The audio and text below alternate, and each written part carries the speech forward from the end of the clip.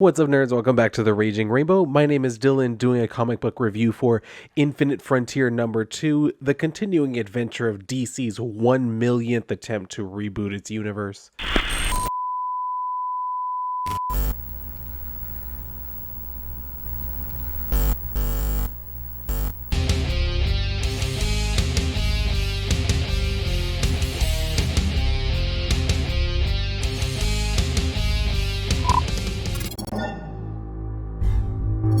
Okay, so if you guys remember, one of the things that's going on right now in the DC universe is, like I said, they're continuing to rebuild their universe yet again after they rebooted it through the whole death metal thing that was kind of like reframed to be the whole like hard reset for Rebirth, which was the last attempt at rebooting this shit. So now we've got this one. And basically, the storyline that they're weaving through here is that we see the resurgence of the DEO, and we're following specifically the character of Cameron Chase. So she's come to the Justice League, the Hall of Justice, to come and talk to them. Specifically, it seems like to Superman. But anyway, she shows up and has to talk to the receptionist, who asks if she has like an appointment or whatever. And she's like, yeah, an appointment. Yeah, I do. It's under help. Help. Please. Someone save me. So after that hilarious joke, all of a sudden Superman shows up and she refers to him as Super Clark in front of a whole bunch of people. So that's very helpful, isn't it? But it was cute. So anyway, she says, I knew a farm boy couldn't resist the damsel in distress routine. Do you want to give everyone his social security number too? Like, what else do you want to like reveal about him? You said his name is Clark. You said that he's a farm boy. Anything else you want to give away about Superman? Do you want to just go ahead and strip him naked while you're here? Anyway, so he tells her, like, yeah, I was alerted the moment you entered the Hall of Justice or whatever, because I guess she's on a watch list or something. And then she says, is it true you have a prison underneath this place? He does not answer that and says, is there a reason for your visit, Cameron? So she says, just a friendly chat, and he asks her, like, are we friends? To which she's like, well, I thought Superman was friends with everyone or whatever. And then he tells her, last time we saw each other, you tried to arrest my wife. So she says, okay, oh, is it bad time? Is it bad cop time already? So they walk into the next room and find who? Batman, of course. So he's already just like over her shit, and he's like, Detective Chase, or Agent Chase, what are you investigating? And then she tells him, like, you're the detective, why don't you tell me? To which he does tell her, like, you're working with Bones again off the book, Director Bones off the book. And, like, after the last incident, Bones is worried about the multiverse. And they keep calling it the multiverse here, even though, as I pointed out before, in other books, they call it the omniverse. So which is it? Is it a multiverse? Is it an omniverse? Does it not matter? Why are y'all making distinctions in one book but not another? Whatever. So anyway, she says that she's not Director Bones, that she's not all paranoid about the multiverse, and that unless someone gives her reason to be. So she asks Superman and Batman, like, hey, is it weird knowing that there are different versions of y'all and like in all these different universes? Like, does that make you feel less special? And I mean, was it supposed to? Is that your whole idea by like setting up this whole like infinite universe is bullcrap, trying to like lower the popularity on Batman and Superman just for arbitrary reasons, DC? But anyway, they don't really answer her. And then Superman says, Cameron, we already filed a report about the multiverse with the necessary people. And she's like, yeah, I know. I already read it. And it was fascinating stuff. So she kind of like briefly recaps what happened in like the death metal stuff, where she's like, a being from beyond the source wall named Perpetua wanted to destroy the multiverse. So she enlisted someone called the Batman, who laughs, from the dark multiverse, who turned our world into his image. But that was only after our world was messed with by another being, blah blah blah blah blah. Yeah, so she even ties it back to the beginning of the rebirth thing, like with the Dr. Manhattan thing too. I'm pretty sure that may have been what she was referring to. I don't know, I'm pretty sure though. Anyway, but like I said, even here they're even like making reference to it, like, yes, we've done this multiple times, where there are constantly these like multiverse ending like events or whatever, and then we have to rebuild again. So I already know what happened in the last one, just like everyone else does. So Superman is saying, like, since the attack, we created a network of open communication with the other worlds in the multiverse. So apparently they just have, like, I don't know, a comm system with all the different worlds where they're just kind of communicating with each other. And so they're saying, like, it's so that people won't be worried. So she says people are worried. I know this is your everyday, but for a lot of normal people, it's getting scary. So she says they look up in the sky and it's red or filled with other Earths, and they want to know why, and the Justice League took care of it isn't going to fly anymore. So Superman says, is the Justice League under investigation? But she says, in that report, it said a Batman from another reality tried to take over Gotham, but it was a different Batman from another world who took over the world. So when does the evil version of you show up? And she's talking to Superman. So I guess that's a fair assessment. Like, if there was this evil Batman that was able to almost take over all of reality, what's going to happen when the ultimate Superman just happens to show up and is literally able to do anything? So right at that moment they get like an alert or whatever, and then he's Batman is saying that, like, Hawk Girl, who I always call Hawk Woman. I don't know if anybody else out there is like me, that you call her Hawk Woman because I don't know, it just seems to roll off the tongue better, doesn't it? Well, it doesn't even roll off the tongue. It's kind of, you know what I mean? It just sounds better. It sounds fitting to call her Hawk Woman. I don't know why Hawk Girl just doesn't sound right to me. It hits the ear wrong. But anyway, so he says Aquaman and Hawk Woman are dealing with another fourth world brimstone. That's the third one this year. So Superman tells him, like, okay, we'll tell them we'll be there soon. And then Cameron Chase tries to tell him, like, well, I have some more questions, namely, like, where is Wonder Woman? But they both leave before she can finish that question.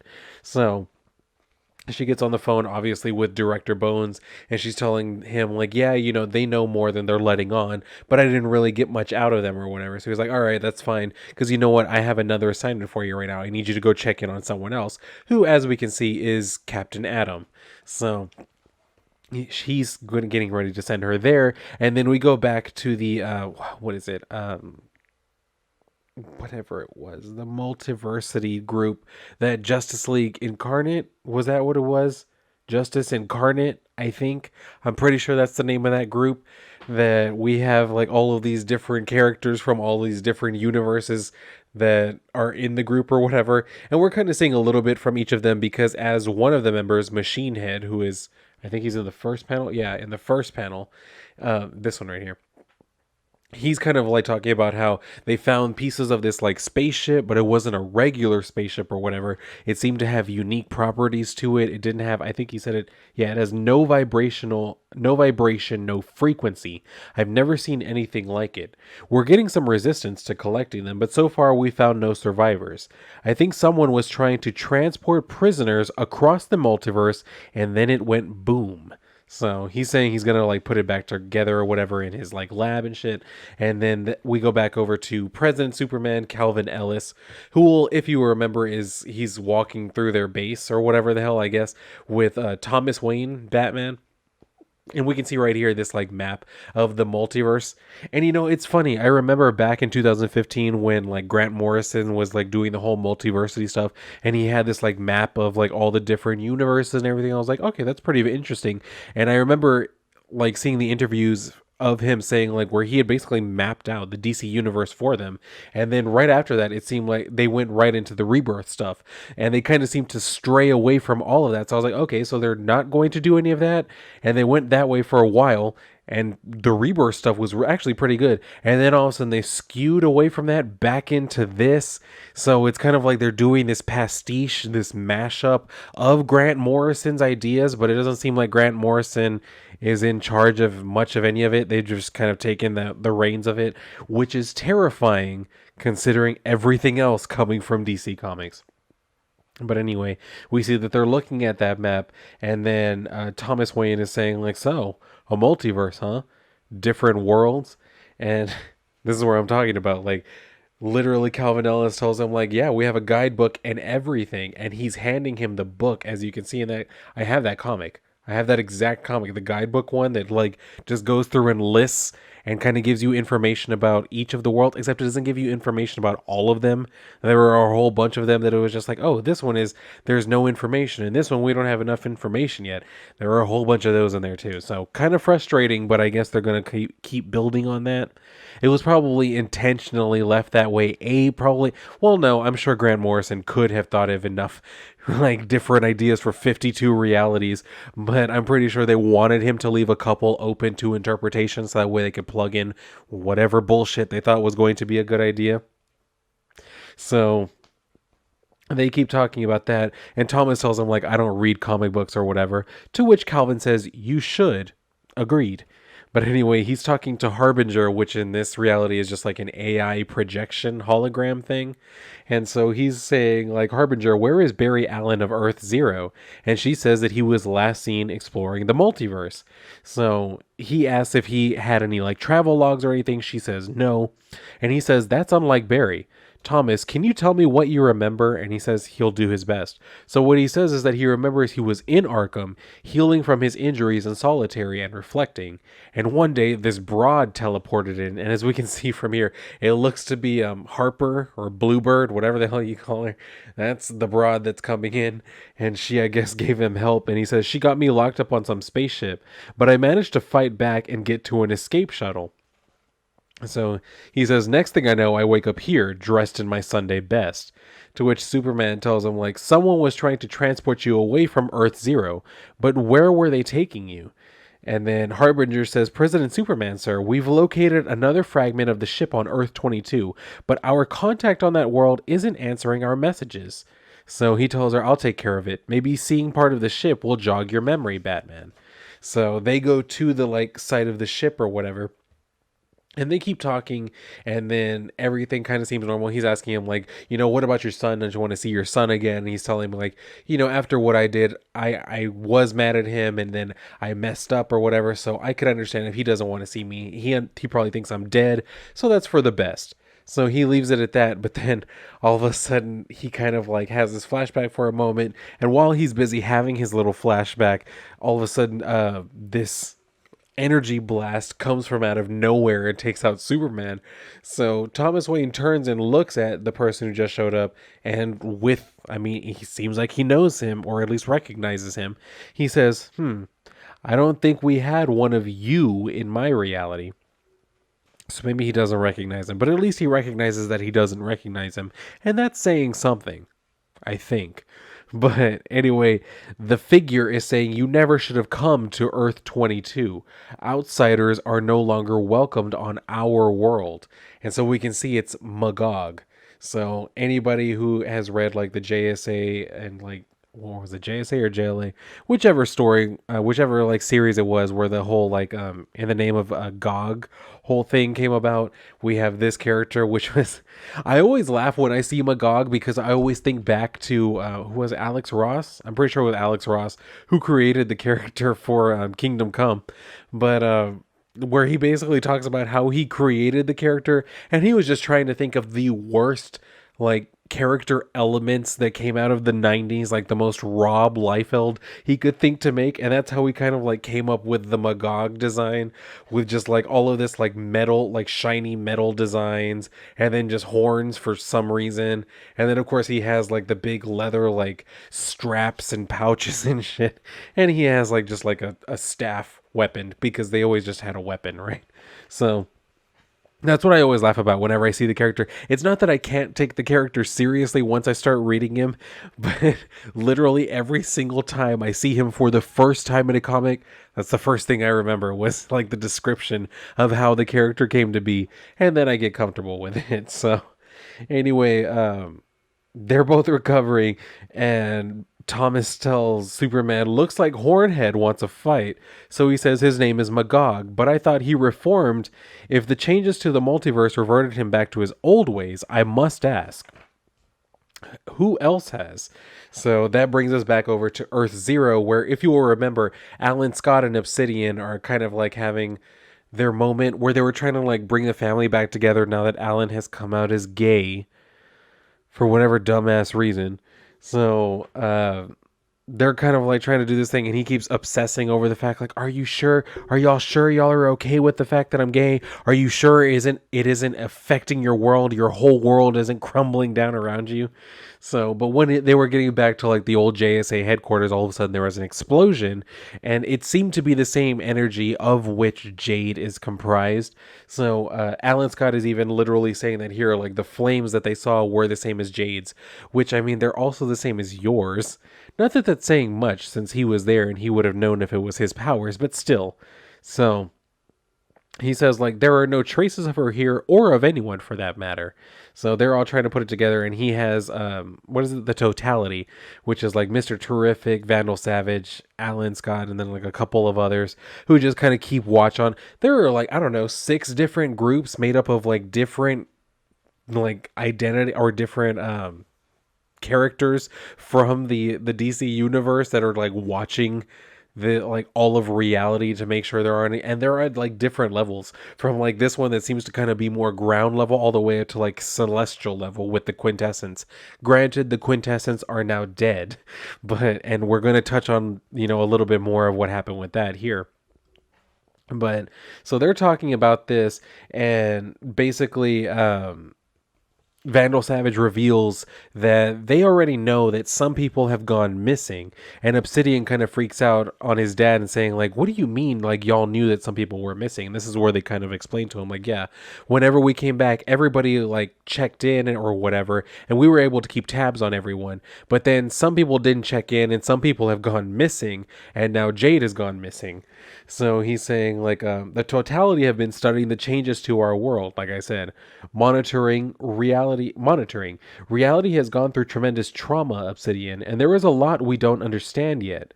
So Alan tries to tell him, like, yes, not everyone had their memories back or was easy to locate, but that didn't mean they were still gone. So, like I said, Obsidian freaks out or whatever, and then Alan Scott tries to tell him, like, whoa, calm down. We don't have all the facts. So Obsidian says, then we go kick ass. The JSA and our families have so many enemies, Dad. We go door to door if we have to, until we find anyone who has information on where they are, starting right here. So, of course, he immediately just wants to know if Vandal Savage knows anything. And then Vandal tries to do this whole thing where he's telling Alan, like, yo, in all my years, I've learned that, a lot of times kids are just distractions. So I would tell you to kind of get this one underhand or whatever. It says, please send your brat home so we can continue our work. But of course, that just like pisses off Alan. He says, don't talk about my kid that way again, or you'll wish you weren't immortal. So he kind of attacks him or whatever. And then Vandal has to do this whole shit where he's like, oh, how dare you? So anyway, he says, I have to choose between the totality and my family. Of course, he's going to choose his family. So he takes off, and he says him and Obsidian are going to go do what Obsidian said, kick ass. And Obsidian's like, damn right. So I guess that was supposed to be badass. And then he's asking him if like he's asking Obsidian like if he can feel any of his connection to Jade, because they do have a connection they share. And he says he can feel just enough to tell that she's alive. So he's like, all right, well, that's a start. And they take off into like one of his shadow portals. And that's what brings us into the next thing, as you can see from the symbol down here at the bottom. That's a Black Lantern ring, of course, or a Black Lantern symbol. Because if you will remember, for some reason, Roy Harper, who is brought back to life, has a Black Lantern ring and is controlling it in the way that, he kind of like controlled, or the way that Green Lanterns control their rings. So he's saying, like, last time I went up against someone wearing one of these, they were dead. Are you why I'm alive? You worked at that diner, but now, do I recharge you? Is there an oath? So he's trying to like figure it out and shit. And then he kind of has this flashback to what Hal had said about his ring. So he's trying to figure out like if he can extrapolate any of that information to his present situation. So he finally like starts putting it together about like how it works, and he uses it, as you can see, to start like flying or whatever. And I don't entirely hate this. I'm not sure that I love that it's Roy Harper, but I've always kind of liked the whole Black Lantern thing. And it always kind of bummed me out that it was always just like mindless zombies, other than Blackhand. It was always just like mindless zombies who use them. I was like, it would be so cool if someone like actually sentient was able to use them. That's just me. That was my own thing, but I guess it's actually happening here. Again, I don't really love that they're doing it with Roy, specifically because he's been him as a character has been like rebooted so many times, and he's taken on so many different personas. I'm like, can y'all pick something for him and let it stick? So this is the next one apparently where he's going to be a Black Lantern. But as we can see, like he's able to make like projections and shit. So he's already like demonstrating some control over it, but it doesn't seem to have too much of a demand of him so far. So I mean, that already seems suspect. So I'm assuming there's something coming. And they do kind of show that here where he's kind of like, he has this explosion from the ring because he's trying to figure out like what the ring wants. And then there's this explosion where he sees all of this different shit. And one of them that he sees is his daughter's face. So he's freaking out, but then it like disappears. So he's like telling the ring, like, show me my daughter. Like, where is she? And then he yells at it, but then it just like answers back, Darkseid is. So of course that kind of like freaks him out or whatever. And then on the next page or whatever, it starts like manifesting whatever power I guess Darkseid has over it, because we can see down there it says, come to me, my Black Lantern. And then in this one we can see that same like Omega symbol that's always on Darkseid's chest now is on his. So I don't know if Darkseid is now the controller of the Black Lantern Corps, so I guess somehow. So he takes off into the sky or whatever. And that brings us over to, if you'll remember, Cameron Chase is supposed to go and talk to Captain Atom. So we come over to where he is at the Air Force Base. So he flies to his little like quarters or whatever, it looks like an apartment maybe, but he walks in and she's already there waiting for him. And she's saying like, yo, they hooked you up pretty nice. Like you got a pretty good, hookup from Uncle Sam or whatever. And he's saying like, I knew what you meant. Like, what did I do to earn a visit from you? And she says, well, you died for starters. In the Justice League report, it said you died during the last reality event. Blew up, to be exact. But here you are. So he's saying like, well, isn't that true for everyone? Like, didn't everybody die? He's like, but the whole multiverse was reborn, right? So she says, the people I work for believe you have experience and an interesting perspective on the multiverse and all these time travel and reality shenanigans. They would like you to join us. So he says like, I'm flattered or whatever, but I'm retired. And so she's saying like, well, since when did that happen? And he's saying like, since they offered me a nice deal, so I took it. I bought myself a cabin in the middle of nowhere. Watch all these TV shows I hear about. Read a few books. Maybe finally read The Art of War. And so she says like, it's quoted enough, so I'm pretty sure you already know all the highlights from the book or whatever. And then she says, you try to have a quiet life. That's not the Nathan that I know. To which she says, when you and I were on that mission in Markovia, you told me you'd never rest until you felt the world was safe. So he says, that was a different time or whatever. She's like, right, but we've never met before. So he's immediately just like, damn it, like, oldest trick in the book, the whole fake memory thing. So she tells him like, tell me who you really are, where are you from and everything. And he's saying like, I just wanted to be free. And so she's asking him like, okay, where's the real Captain Atom? And he says, I don't know. But on my world, you and I were friends. So she says, if you turn yourself in without a fight, maybe we can be too. So he says, no, you don't understand what's really going on in the multiverse. And I know too much. I can't let you take me in. So he starts like grabbing at his chest to like pull off his, because if you'll remember, this whole like metallic skin or whatever, that's just kind of like a containment suit for him. He's basically just comprised of like solid or complete energy. And so once he like starts tearing open the suit, that just releases all of it. So she gets on her comm and calls for a backup or whatever to, I guess, teleport her out. And so he says Darkseid is again, and then he like explodes. And that's where we leave off here for now. So we'll see what ends up happening with that. Again, I don't really know. I'm kind of glad we're getting away from the whole like Alan Scott like identity crisis of, oh my God, does my family like accept me for being gay?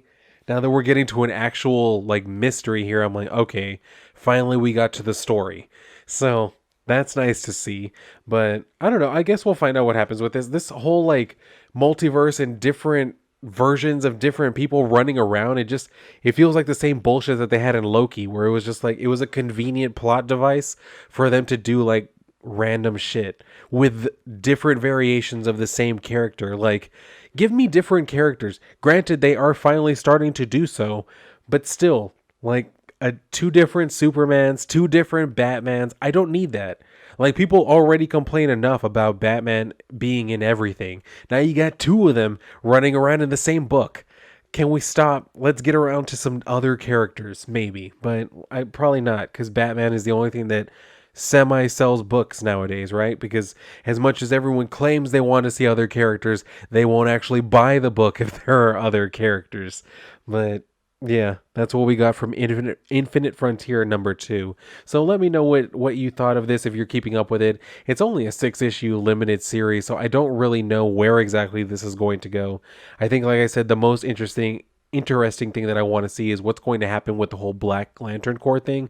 Because yes, like I said, ever since I was reading Blackest Night, I was one of those people that was like, it would be pretty cool to see like the Black Lanterns like have someone who's actually sentient again, other than Black Hand, someone who's actually sentient, like using the power of the Black Lantern ring. Like, I just thought it would be a cool idea. But that was just me, and that was just a fan idea. They didn't actually have to put it in a book. And again, they didn't have to make it Roy Harper. If you were going to do that idea, couldn't you have used a different character?